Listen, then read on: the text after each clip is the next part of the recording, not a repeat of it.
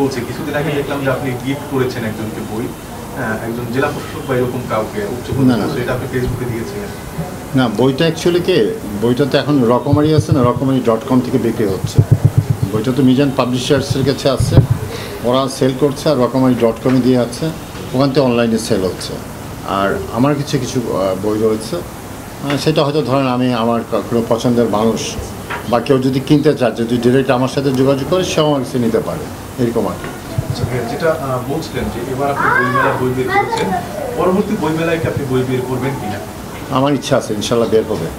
কারণ এইবার আমার কিন্তু এইবারই প্রথম বই বের, সেটা না, গত বছর আমার বই বের হয়েছিল। আর লেখালেখির অভ্যাস আমার ছোটোবেলা থেকে। আমার একটি সাপ্তাহিক পত্রিকা রয়েছে, যেটা প্রতি সপ্তাহে বের হয়।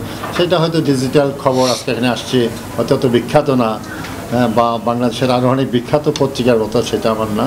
আমি বাংলাদেশের প্রথম একটা নিউজ পেপার এক্সিবিশন হয়েছিল, সেই সময় আমি বাংলাদেশ নিউজ পেপার রিডার্স ফোরামের কনভেনার ছিলাম। তো সংবাদপত্রের সাথে আমার সেই সুদীর্ঘকালের যোগাযোগ রয়েছে, লেখালেখার অভ্যাস হয়েছে।